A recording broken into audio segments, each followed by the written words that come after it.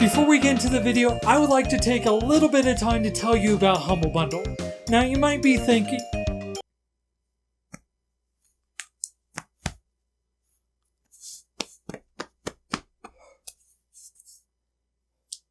what happened? Check the link in the description and buy stuff on Humble Bundle to support the channel. I got an existential crisis to work out.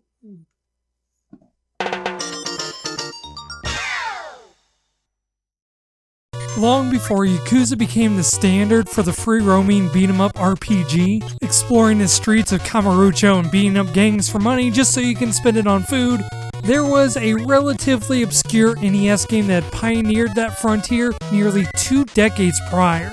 That game was River City Ransom.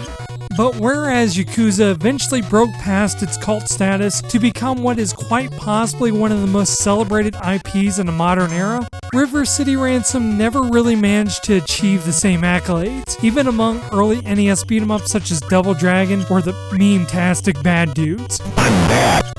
To history, River City Ransom was an obscure and niche game in a flood of underrated titles in the NES library. Yet, probably more than any other game, it had managed to endure in the hearts and minds of those who played it. The impact it left with fans was so great that despite a nearly 30-year hiatus, RCR had managed to make not one, but 2 comebacks, with both River City Ransom Underground releasing in February 2017, and more recently, the announcement of WayForward's River City Girls. As far as my knowledge, it is a retro revival that no other game in that era had managed to accomplish, and I'm old enough to remember when they tried to revive Rygar. That's the reality if you lived in the West though. While in America, in the span of 30 years, we only had a couple of River City games, Japan has seen dozens in the forms of sequels and spin-offs. In fact, River City Ransom is just a small part of an entire series that had spanned multiple genres. Many of these you probably played yourself, not realizing they were connected to the series at all. But even with the bit of success that the series found in Japan, there was a moment where it had effectively died, and there was a very real possibility that we would have never seen another River City game again. With such an interesting history of ups and downs, deaths and revivals, and a bunch of games that have never made it to our shores, I think it's time we take a deeper look. This is Design Documentaries, an in-depth look at a game's design, history, and legacy. So grab a burger and a drink, get your free smile to go, and hold on to your barf bags, because today we're taking a look at the history of Technos and River City Ransom.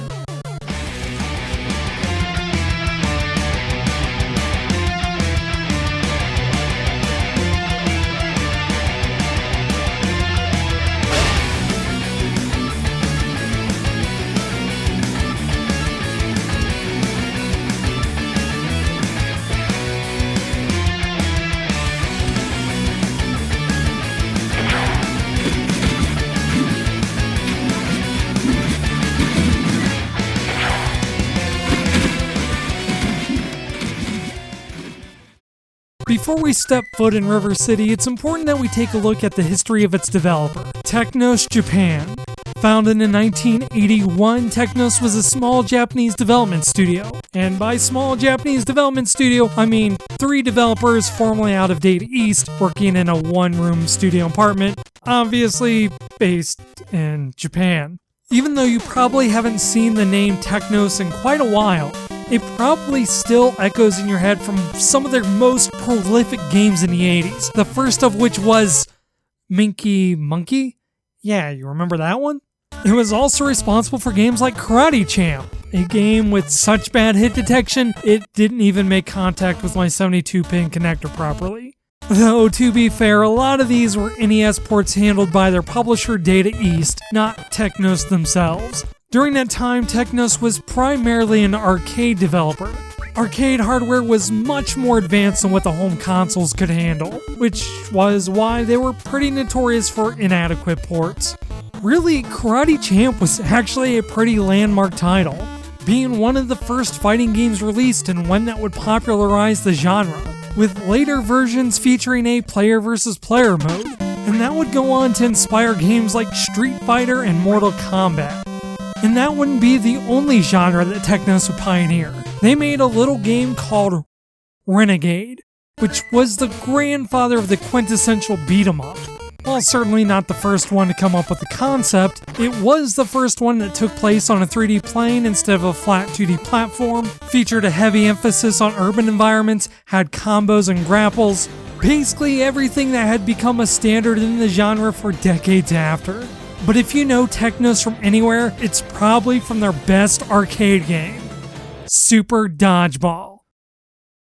Well, okay, maybe not, considering that never released in America, which I don't know why. I would have given that arcade every quarter from my childhood, but instead they decided to release a game known as Double Dragon. Alright, facetiousness aside, I don't really need to explain Double Dragon, do I? It was by far the most popular arcade title at the time of its release. It's often considered to be one of the best games ever made by several different sources. It spawned several sequels, a cartoon series, and a movie.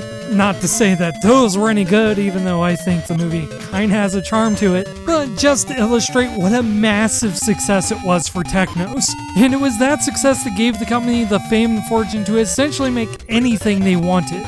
Technos Japan took the opportunity to expand, creating a Western counterpart for localization efforts, the aptly named American Technos. They also moved beyond just beat-em-ups and wanted to create an entire collection of genres and games. And that decision is what gave birth to what would be known as the Kunio-Kun series, in honor of their former president, Kunio-Taki. The idea was that each game would feature a similar style and gameplay, with the game's mascot, Kunio, or Alex, and later Crash, as he would be localized. It was from this Kunio-Kun series that we got games like Super Spike V-Ball, Nintendo World Cup, Crash and the Boys Street Challenge, and of course, the absolutely legendary Super Dodgeball. Quite possibly one of the best sports games ever released on the console, if not all time. Oh, and I guess they also made River City Ransom. While Technos was certainly no stranger to the genre, River City Ransom was a huge departure from beat-em-ups they made before. Games like Renegade and Double Dragon were more traditional and linear. Meanwhile, RCR explored the concept of an open world, drawing inspiration from games like Castlevania's 2 Simon's Quest or Zelda 2 The Adventure of Link.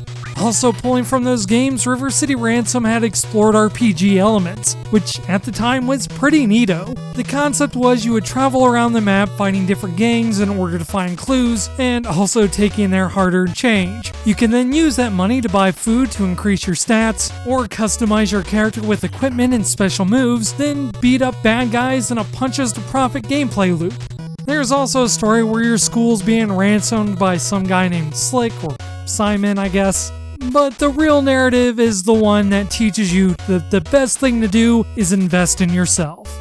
And all of it was done pretty well. The success of Double Dragon had already made Technos very familiar with beat-em-ups, and if you squint hard enough, their games have already explored adding RPG elements anyway. And seeing that it's an actual canonical sequel to Renegade, River City Ransom was just a accumulation of everything they had learned since they started. Not to mention, RCR was an incredibly unique concept that was well ahead of its time. As mentioned in the intro, it's the same format that Yakuza would follow except 17 years earlier, and it was marrying two of the most popular genres in the 90s. Add in the fact that it was co-op, had a really decent game length, and its customization system gave a lot of replayability. Really, the biggest complaint is the extensive password system, but even that held secrets that wouldn't be discovered until 2016. Not to mention, River City Ransom just feels so good. It's often difficult to describe game feel because it's not a singular aspect, but rather how many pieces of the whole work together. Everything from how long the delay is from when you press the button to when your attack hits, the animation of the attack, the opponent's reaction, to the length of their hit stun, to the effect that the sound the console makes when you connect. Everything works together just to make it feel good. It feels like there's weight behind every punch, that everything had momentum.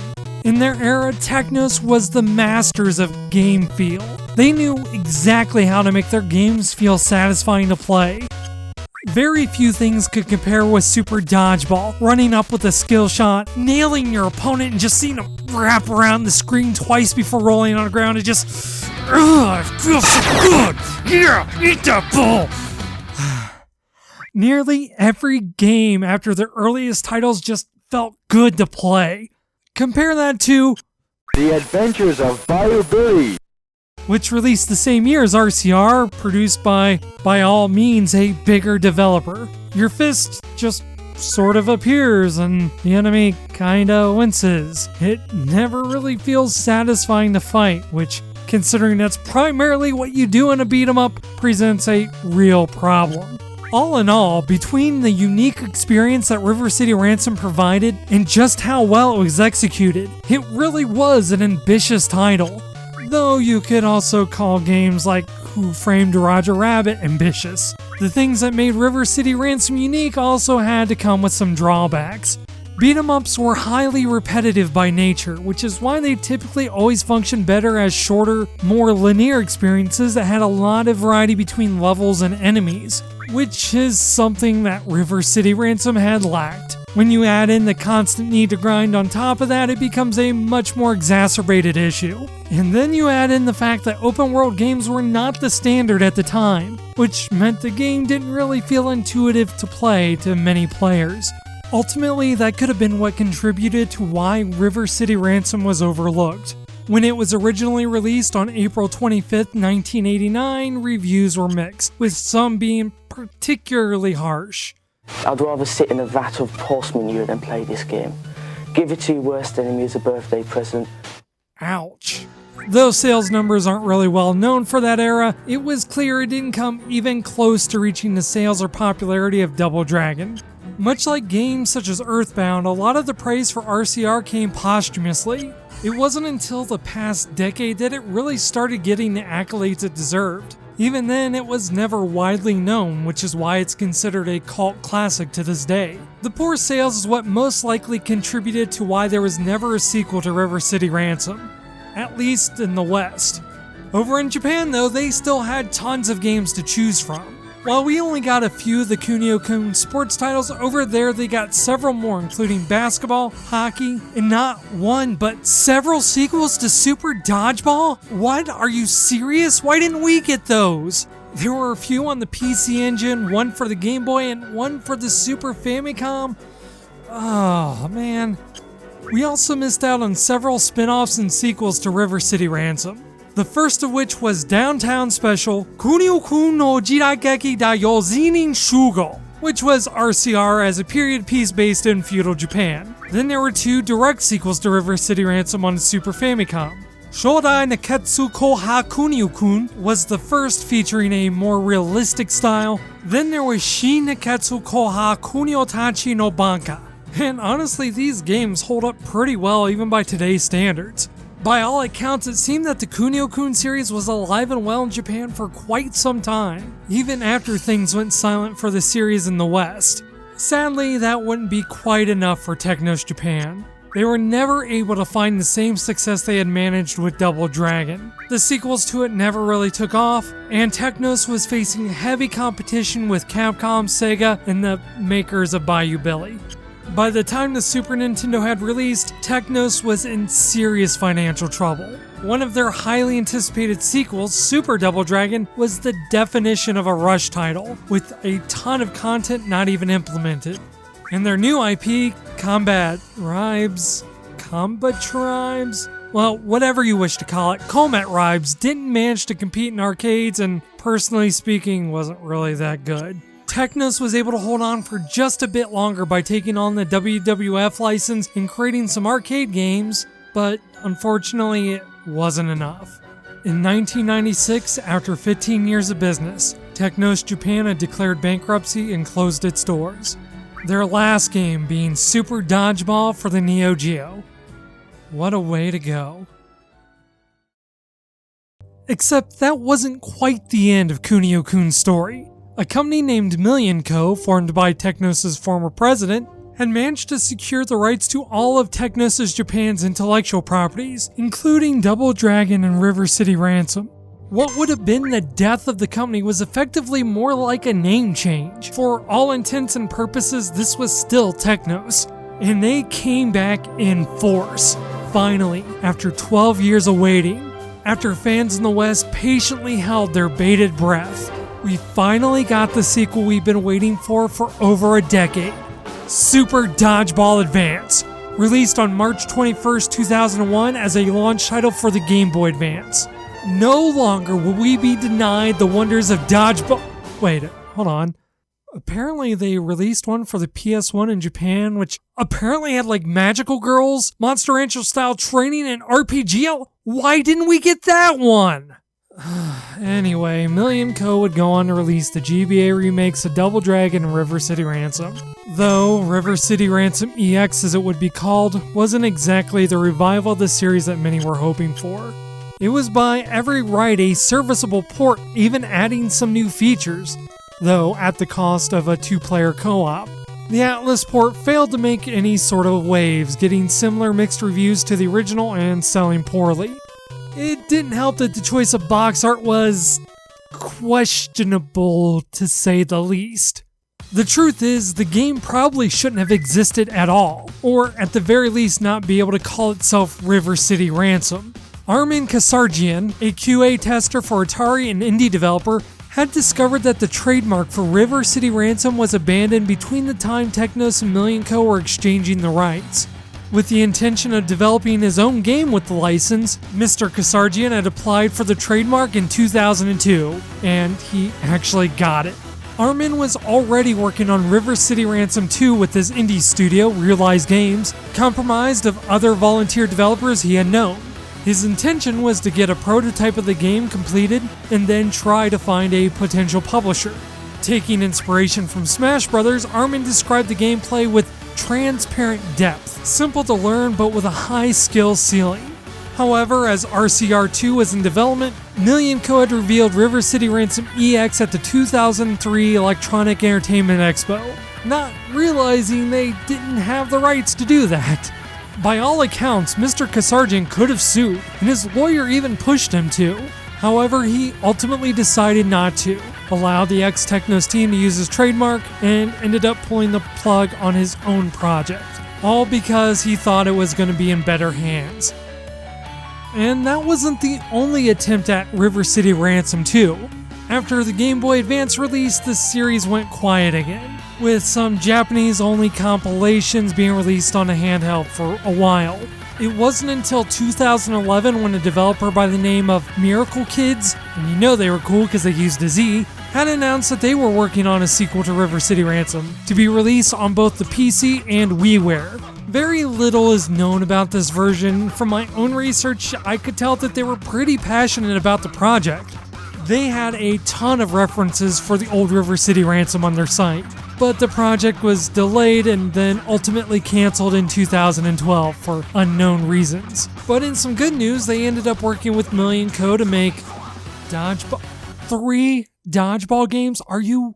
You're kidding me. Like, listen, I know this is kind of like a running gag, but seriously, the real joke is that there's just so many Dodgeball games that we didn't get over here. Like, 3. 1 for Xbox. Oh my gosh. It's also worth briefly mentioning that Scott Pilgrim vs. the World, while not explicitly a River City Ransom game, and while lacking the open world elements, drew heavy inspiration from the series, and is considered by many to be a spiritual successor to the game. However, Million Co. was completely silent for the better part of a decade on the series. There was some hope with the release of Double Dragon Neon that they had co-developed with WayForward and Abstraction Games. Everyone hoped that there would be some news in the future for River City Ransom. And eventually there was, just not in the way that many people expected. On September 9, 2013, an unknown indie dev, Kunada's Creative, formerly known as Combit Studios, had announced a Kickstarter for an official sequel to River City Ransom, called River City Ransom Underground.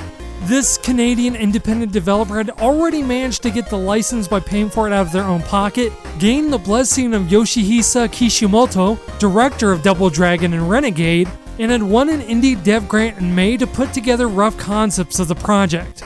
Konami's creative were simply seeking the funds to turn it into a full-fledged game. Their goal was 180,000 Canadian dollars, with upwards of 390,000 for various console ports. Though, compared to the hype that was surrounding the Mighty No. 9 Kickstarter that had launched a week prior, River City Ransom Underground was kind of overshadowed. Whereas Mighty No. 9 and Keiji Inafune's story of breaking away from Capcom, seeing their goal of 900,000 met in 2 days, River City Ransom Underground and Konami's Creative's impassioned story of a small indie dev team wanting to relive nostalgia and revive the series only managed to fund their project within the last 3 days, and in the final day managed to reach their first stretch goal of Mac and Linux ports. But still, they managed it. River City Ransom Underground was gold. With the launch window of 1 year and a release date of September 2014, Konami's Creative started on their own journey to create the sequel that fans have passionately been waiting for. Unfortunately, fans would have to keep waiting. September 2014 came and went, and the game was obviously in no state to be released. The release date was pushed back another year, and the only reason that was given was that games are hard to create. Also, Konami's Creative had another issue. Million Co. had sold the rights to all its IP to Arc System Games. It wasn't that surprising, considering that Arc Sys was already publishing several of the Kunio-Kun games in Japan, as well as Super Dodgeball Brothers for the DS, which actually got a Western release about freaking time. Holy crap. How long was it? 7 years? Waited 7 years for it? Anyway, Arc Sys purchased all the rights and immediately announced development of their own River City Ransom game, but this left the fate of RCRU undetermined. Thankfully, after a little bit of negotiation, Arc System Games gave the project their continued blessing. However, development was still struggling, now with a release date of third quarter 2016. This, coupled with another Kickstarter game that was also going through several issues, this caused fans to question whether or not Konami even had the funds to finish the project. The project was only budgeted for 1 year and now it was going on year 3. They had assured backers that they were still working on the project, but even then it wasn't without its fair share of internet drama, with backers rightfully upset at the constant delays. As it crept closer to summer 2016 and the highly anticipated release of Mighty No. 9 finally releasing to and make the bad guys cry like an anime fan on prom night. Let's just call it what it is, a trash fire. It's better than nothing. River City Ransom Underground was still not in any shape to be released. There was good news though, the game was technically finished. Well, kinda. The team's art director and designer, Bannon Rudis, had already departed from the team to find other freelance jobs, which was reassuring. But at least now there were more updates, trailers, and even playable demos, though still not any official release. But on February 1st, 2017, River City Ransom Underground received a firm release date of February 27th, 2017. SoberDwarf's content is refreshing, genuine, and wholly unique in the oversaturated space that is video game channels on YouTube. He researches and speaks on topics I would never think to look up, and as someone who doesn't always have time to play, much less investigate video game history, that is something incredibly valuable. That is why I'm happy to support SoberDwarf and encourage anyone else who has an interest in video games to give his channel a chance. After nearly 4 years since the project first started, and after 28 years since the original, River City Ransom Underground finally released. I mean, sure, your health would overflow into the negatives if you had more than 255 health. Online multiplayer wouldn't save your progress, and there was this infamous quest where you had to carry a bottle of milk across the map, and if you got hit once, you had to start all over. And the game had to be slowly patched, but they got it done. There would be no more problems from here on out, right? Unfortunately, there would be one more problem. Only a few short months after the release, River City Ransom Underground was removed from Steam and Humble Bundle.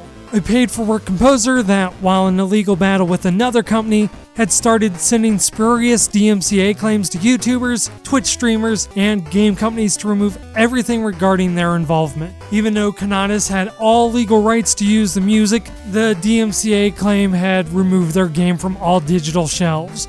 Rather than waste funding and fighting a legal battle which might have interfered with the hopes of creating console ports, decided that it would just be easier to replace the entire soundtrack of the game instead. It's a shame that the development and launch was mired in such controversy, because behind it all, River City Ransom Underground is a genuinely good game. For starters, it wasn't your typical throwback like Double Dragon 4, which really only emulated the games that came before it. RCRU was almost an entirely new modernization of the gameplay, featuring a ton of different characters with their own unique playstyles. Featuring a combo-heavy breakdancer, a punched-focused boxer who looks suspiciously like another Nintendo character, a grapple-focused wrestler, a freaking Shotoken, complete with dragon punches, hurricane kicks, and Hadokens. It's the gameplay of a beat-em-up with the depth and complexity of a high-level fighting game. Like, seriously, take a look at some combo videos, it gets insane. And remember what I said about the original's game feel? RCRU is one of the best feeling games I have ever played, hands down. Ban and Rudis created some absolutely incredible pixel animation that rivals the fluidity and impact I haven't seen since Street Fighter 3.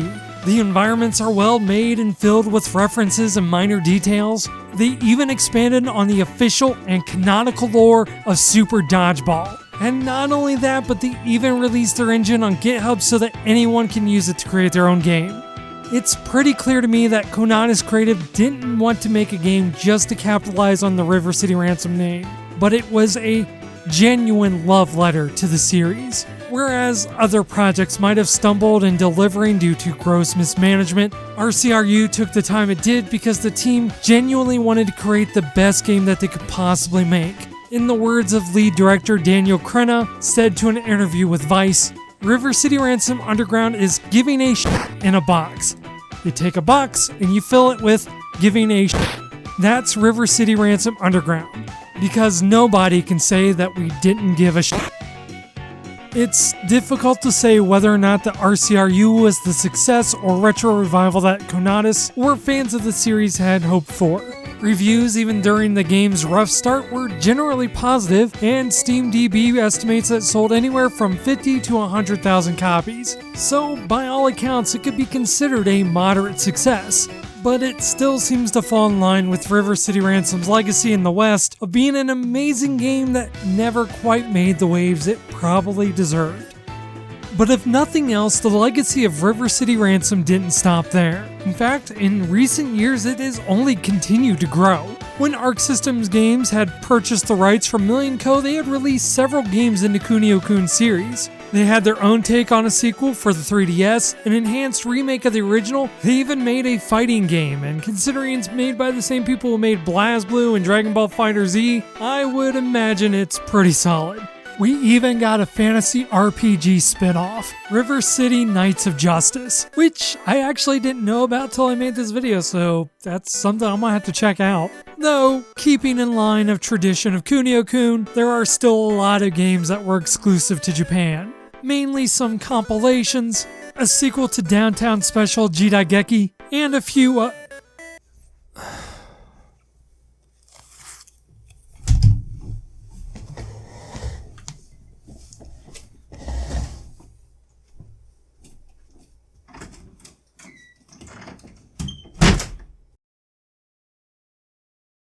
And most recently, in a partnership with WayForward, ArcSys had announced the latest game in the series, River City Girls.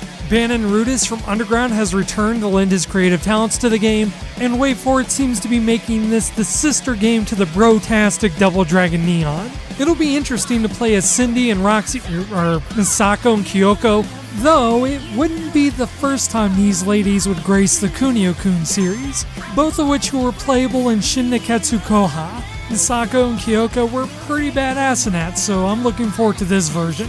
Obviously, the game isn't out by the time I made this video, so I can't speak to the quality of the game or whether or not this will be the game that causes River City Ransom to finally become a breakout success, or if it's just fated to always be this cult classic like every other entry in the series. Only time will be able to tell, but in a way, it doesn't really matter. River City Ransom and the rest of the Kunio-Kun series has never been one about seeking success. When it was released over 30 years ago, there is no doubt that Technos wanted it to be a hit. The fact that it never really saw any sort of major success, but time after time kept it being saved from being abandoned or forgotten, really goes to show just how much it meant to everyone who worked on it or played the game. It's why the intellectual properties were saved from a bankrupt company, why the president of that company gave it a second chance. It's why a person who rightfully owned the trademark didn't pursue litigation. It's why Konami's Creative created their Kickstarter, and why they sacrificed for 4 years to work on a sequel to a game they loved. In an era where companies would rather write ransom notes than love letters, when many companies won't even consider bringing back games and characters that were at one time loved but have long been dormant simply because they don't see a profit in it. River City Ransom and the Kunio-Kun series is a testament to a small but passionate fan base that has never forgotten a weird, obscure game on the NES. And more importantly, that it hasn't forgotten them. It's difficult to say if that will always be the case, but perhaps the passion behind River City Ransom Underground, the fresh perspective of River City Girls, the undeniable charm of the original, discovering those that never made it on our shores, or the many unrelated games that continue to pay homage to it. Perhaps that will make new fans of this series, and their experience will make sure that in another 30 years from now, others will be able to gain that experience. And gaining that experience builds character.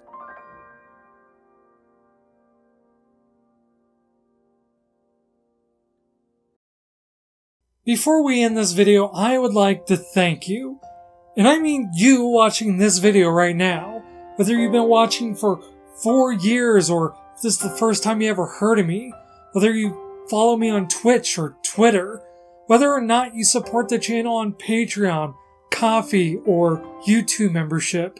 And whether or not you like, comment, or subscribe and share the video to all your friends versus you watching the video in complete silence. I could not do this channel without you. I sincerely appreciate you. Being completely honest, I have never been good at selling the channel. Even though I consider this my primary job, I've never really gotten into dissecting analytics, following trends, or really even promoting the channel. All the channel's growth has been because of you guys. Now, I've never really had the words to explain to someone why they should support the channel, or really why they should even watch, but I think after this video, I finally figured out the best way to say it. SoberDwarf is giving a shit in a video. You take a video, and then you fill it with giving a shit. That's SoberDwarf. Because nobody can say, I didn't give a shit. And if you give a shit about me giving a shit, then we can all give a shit together. Like a toilet. Public one, probably, because, well, that's a lot of people to invite in your bathroom. This analogy fell apart real quick, didn't it, Cat? And thanks for watching. I want to give a special shout out to those who generously helped the channel, including Heather D, Midnight Marinera, Arrowseed, TER, Slackerbot3000, Moonrose, Ficlar, Goblin Town, Fidel Alex F, Sakura, Parth M, Bruce W, The Novelist, Sir Ducky Weather, Coco, Eric H, and Alex Z. If you're interested in supporting the channel, check out the links in the description below. And if you're interested in watching more of my videos, I got plenty of more for you to watch. If you happen to like this video, might I suggest watching The Magic of Scheherazade, an equally ambitious, if not more obscure NES game. And if you haven't already, check out my video on Well of Souls. So until next time, this is SoberDwarf reminding you that gaining experience builds character.